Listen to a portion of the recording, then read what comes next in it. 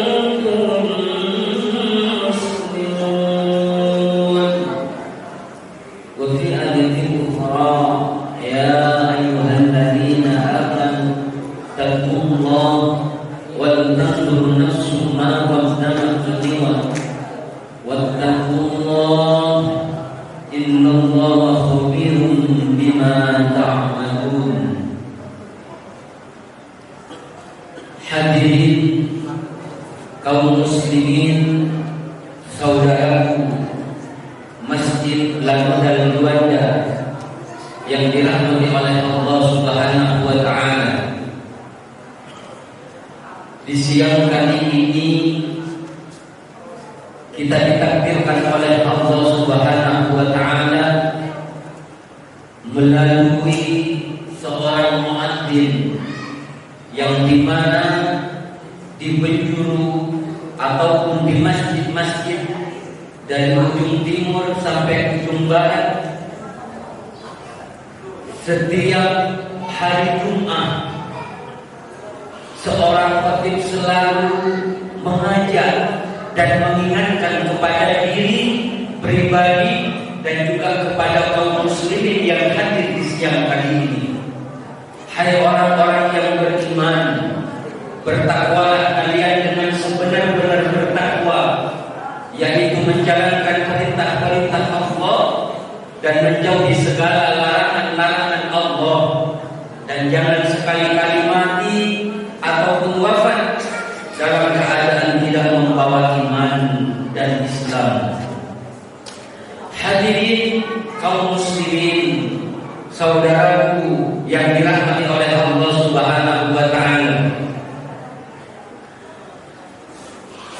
patutlah kita bersyukur kepada Allah Subhanahu wa ta'ala sampai detik ini, mulai dari kita dibangunkan oleh Allah atau dimulai dari tidur sampai kita bangun masih bisa mengucapkan kalimat Alhamdulillahirabbil alamin.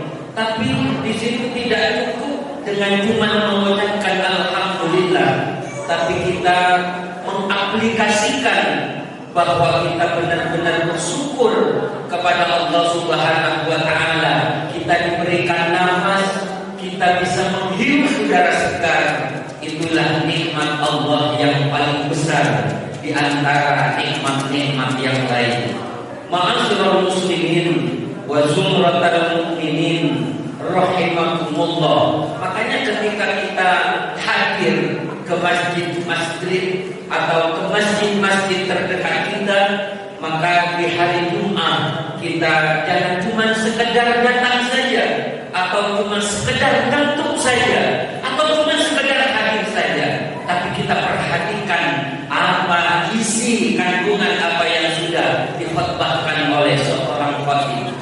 Ma'asyiral muslimin wa zumratal mu'minin rahimakumullah. Rasulullah sallallahu alaihi wasallam bersabda, ni'matani maqbulun fihi ma katsirun minan nas as-sihhatu wal haram.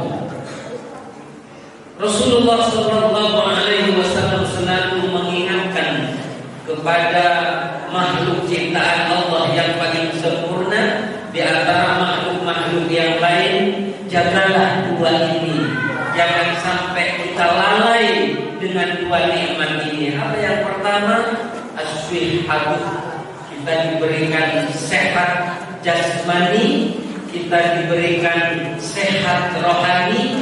Tentunya kita pergunakan nikmat sehat ini dengan sebaik-baiknya. Tentunya seorang pemimpin selalu mengajak, hai orang-orang yang beriman, bertakwalah kalian dengan sebenar-benar bertakwa. Tidak cukup bertakwa kita di masjid atau di bangku kuliah atau di majelis-majelis ta'lim. Tidak. Yang dinamakan takwa itu inna akramakum indallahi atqakum. Tidak cuma sekedar ganteng saja, tidak cukup dengan sekedar kaya saja, tapi dimanapun kita berada, ketakwaan itu selalu kita bawa. Ketakwaan selalu kita bawa di mana saja kita berada, baik kita berdagang, baik kita dinas, ataupun bekerja untuk istri dan anak cucu keturunan kita. Ketakwaan itu selalu kita bawa, karena takwa ini adalah paling mulia di hadapan Allah Subhanahu wa Ta'ala di antara yang lainnya. Kalau kita menginginkan bahagia di dunia, begitu juga bahagia di akhirat, maka tiada lain adalah ketakwaan kita selalu kita jaga. Ketakwaan kita selalu kita pergunakan dengan sebaik-baiknya. Ma'asyiral muslimin wa zumratal mu'minin rahimakumullah. Di surat Yasin selalu kita baca di ayat 65, Allah berfirman, al-yawma nakhtimu ala afwahihim wa tukallimuna aydihim wa tashhadu arjuluhum bima kanu yaksibun. Di setiap hari Jumat kita datang, disuruh diam, disuruh mengingat, disuruh kita mendengarkan khutbah-khutbah. Kita selalu diajak melaksanakan sholat Jumat. Untuk apa? Supaya kita ingat bahwa kita hidup bukan untuk selama-lamanya. Ada kehidupan yang abadi, ada kehidupan yang dimana nantinya akan hidup selama-lamanya.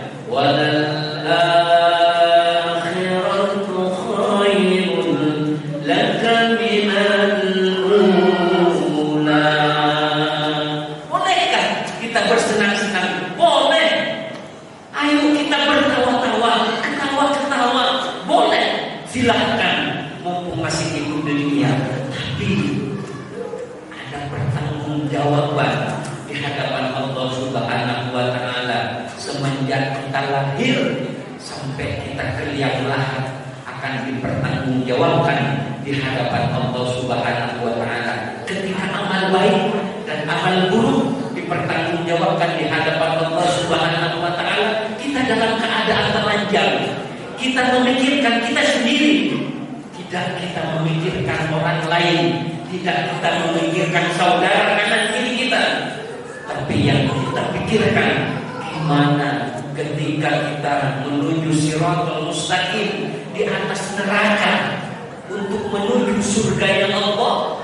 Apakah kita selamat? Di situ ditimbang amal kebaikan dan amal keburukan. Kita cuma tinggal apakah buku catatan kita diterima dengan tangan kanan atau dengan tangan kiri. Di surat Yasin selalu kita baca, maka tangan kanan dan tangan kiri, begitu juga kaki kanan dan kaki kiri yang akan memberikan saksi di hadapan Allah Subhanahu wa Ta'ala. Mulut dalam keadaan tertutup, mulut dalam keadaan terkunci. Tangan kita, kedua tangan kita dan kedua kaki kita tidak akan bohong, tidak akan pernah bohong, tidak akan akan pernah berdusta. Siapakah yang sering berdusta? Mulut kita. Sering kita berdusta, sering kita melaksanakan apa yang sudah dilarang oleh Allah Subhanahu wa Ta'ala. Jagalah sehat kita, mumpung masih ada umur yang barokah, mumpung masih ada kesempatan untuk menuju kepada Allah Subhanahu wa Ta'ala, takarrub dan mendekatkan diri kepada Allah Subhanahu wa Ta'ala. Karena sebentar lagi, tidak akan lama lagi, sekitar 4 bulan lagi, 1 Maret, insya Allah kita sama-sama seorang muslim sejati, muslim laki-laki dan muslim perempuan akan melaksanakan ibadah puasa Ramadan. Semoga nikmat sehat ini kita pergunakan dengan sebaik-baiknya. Itu yang pertama. Lalu yang kedua, nikmat senggang. Kita diberikan waktu luang, kita dinas, kita bekerja, ada waktu istirahat. Waktu istirahat kita dan waktu senggang kita, apakah kita pergunakan dengan iman boya-boya ataupun yang lainnya? Yang bisa menjawab adalah diri kita sendiri.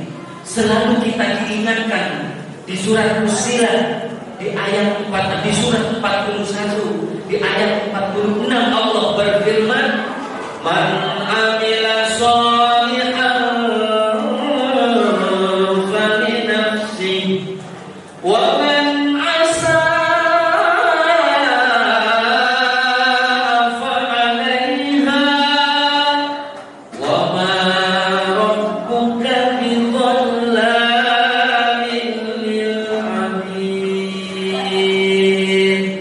Man 'amila shalihan falinafsihi, barang siapa saja yang merasa kuat, yang merasa kekal, yang merasa sehat jasmani dan rohani, selalu mengerjakan ataupun melakukan kebaikan-kebaikan, sedekah jariyah atau al-yadul mulia khairun min yadis sufla, tangan di atas lebih baik daripada tangan di bawah.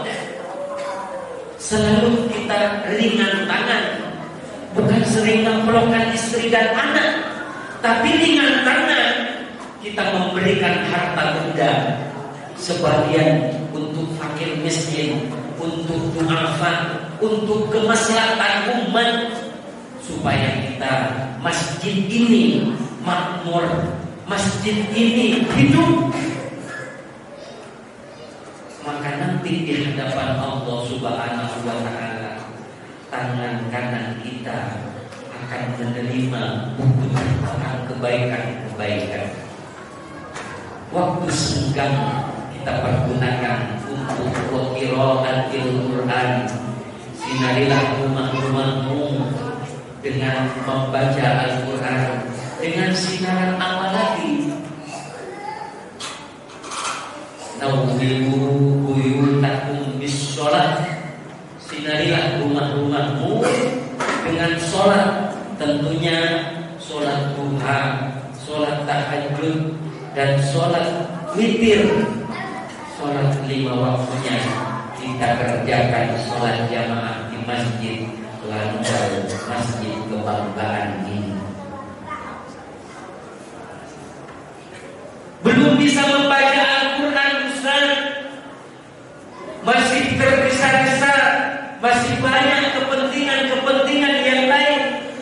Mau menunggu apa? Mau menunggu sakit? Menunggu kita berbalik di atas kasur rumah sakit? Lalu kapan kita untuk mentakarrubkan diri kepada Allah Subhanahu wa Ta'ala? Karena kesempatan tidak akan datang kedua kali. Karena umur kita tidak ada yang tahu. Umur kita tidak bisa dimajukan dan juga tidak bisa dimundurkan. Sebentar dulu Ustaz. Saya masih belum bisa sholat 5 waktu dengan jangkep. Jangan dulu, jangan diambil dulu, jangan diwafatkan dulu. Tidak ada kata-kata seperti itu. Kalau sudah waktunya kita dicabut oleh Allah Subhanahu wa Ta'ala, maka pada waktu itu pun Allah akan mencabut nyawa kita, makhluk ciptaan Allah yang paling sempurna di antara makhluk-makhluk yang lain. Lalu persiapan apa untuk menuju ke sana? Apakah kita tidak takut? Karena hidup di dunia ini ibarat kita bermimpi. Hidup di dunia ini cuma sandal row. Kita punya mobil, kita punya rumah megah, kita punya istri cantik, anak tampan, anak yang soleh dan soleha, tidak akan ikut ke alam kubur. Kita yang ikut cuma amal kebaikan kita semenjak kita bersosialisasi di kehidupan dunia ini. Apakah dalam keadaan husnul khotimah atau su'ul khotimah? Yang bisa tahu adalah diri kita sendiri. Kalau kita mengerjakan kebaikan-kebaikan, maka kebaikan itu akan kembali kepada diri kita sendiri. Tapi sebaliknya, wa man asama fa'alaiha, barang siapa saja yang melakukan ataupun mengerjakan kejelekan-kejelekan, berdusta sana sini, berbohong sana sini, yang semestinya bukan haknya diri kita, kita ambil. Lalu haknya orang lain gimana? Apakah kita tidak berpikir bahwa yang kita ambil itu bukan hak kita? Maka nantinya di hadapan Allah cuma toleh-toleh saja. Itulah yang nantinya di hadapan Allah Subhanahu wa Ta'ala seperti orang yang bangkrut. Banyak kita melaksanakan kebaikan-kebaikan, sholat duha jangkep, sholat tahajud juga istiqomah, sholat 5 waktu pun juga tidak pernah kita bolong. Tapi nanti di hadapan Allah, ketika amal baik dan amal buruk dipertanggungjawabkan di hadapan Allah Subhanahu wa Ta'ala, orang yang dinilai baik itu di dunia, tapi di akhirat seperti orang yang bangkrut, tidak punya amal kebaikan, karena amal kebaikannya sudah diberikan kepada saudara kita yang masih hidup waktu kita di dunia.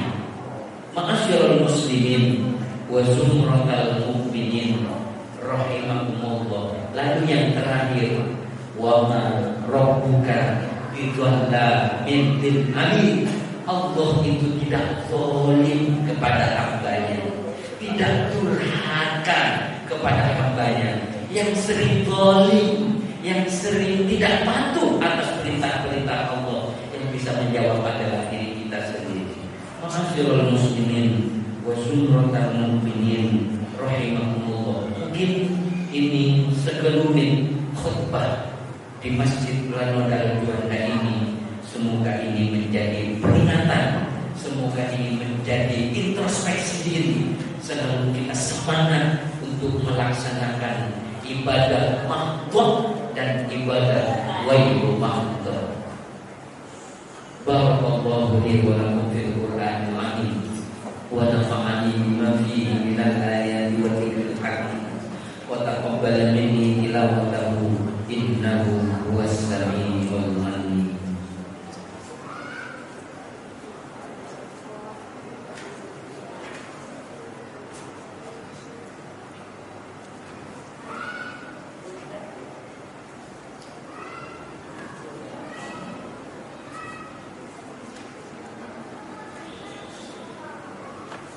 Alhamdulillah, alhamdulillahilladzi hadana linahtadiya lawla an hadana Allah.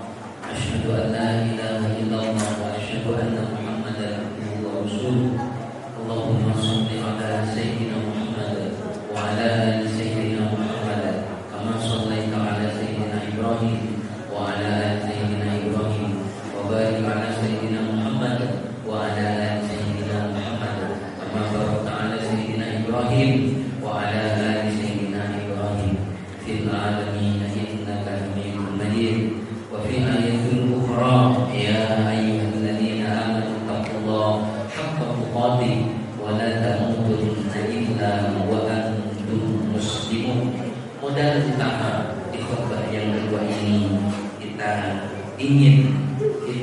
punya cita-cita gimana caranya supaya hidup di dunia dalam keadaan tenang.